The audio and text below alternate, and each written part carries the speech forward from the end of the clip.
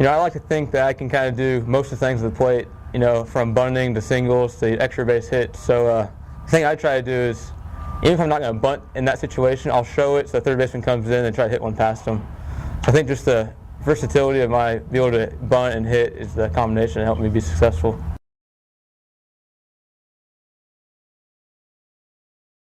Definitely just pound the zone and let the hitter get themselves out. Me being a hitter, I can see that we get ourselves out a lot. So they just got throw strikes, don't walk them. Walk's the biggest thing that can kill you, especially at leadoff innings. So just pound the zone, let the hitters, if they get their hit, they get the hit, but just go back to the next batter and try to get him out.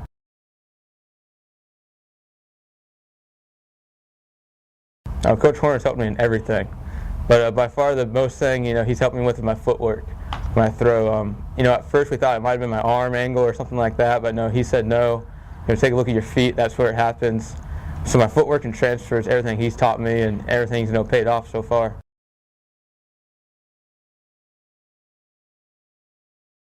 That's a tough one. We had a lot of memories last year. I'm gonna say Baylor and Oklahoma State. Baylor, the huge comeback. Even though we lost, it was a great game. And we went on to beat them 2 out of 3, so that was great.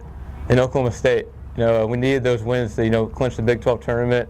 And on our personal side, I got my first home run that weekend, so that was a great thing for me.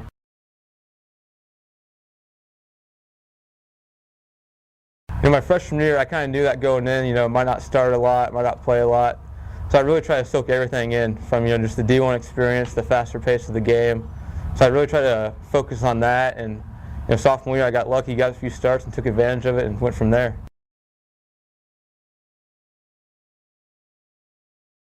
Pitching side, I'm going to say Shane Broyles has really stood out to me.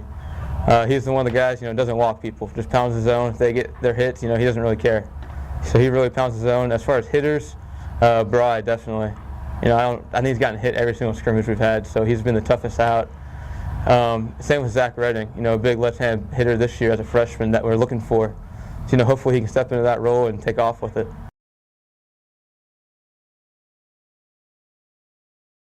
I'm going to say Duke.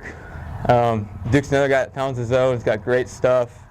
He's kind of one of those competitors, he thinks he's better than you. So, that's what I like out of a pitcher, and that's why I feel most comfortable with catching in that situation.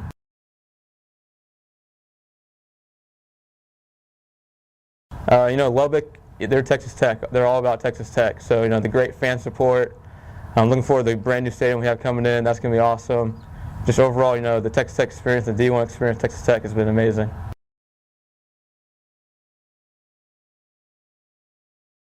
Well, Bo's had a great fall, and he's been obviously had a great year last year for us in the spring, and he's getting better and better defensively, and he's a very good leader, and he does all the dirty work offensively as well as drive the ball and drive in runs. But he can bunt for a hit, he can move runners. He's just really had a good fall. He's gotten better every year he's been here, and he's getting stronger, and we're looking for him to have a big year for us. We think he's going to have a really big year.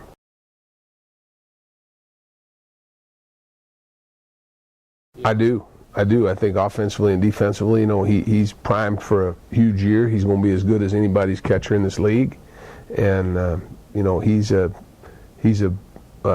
product of hard work and staying with it. And like I said, last year he had a big year offensively, and he's kind of put the whole thing together this fall.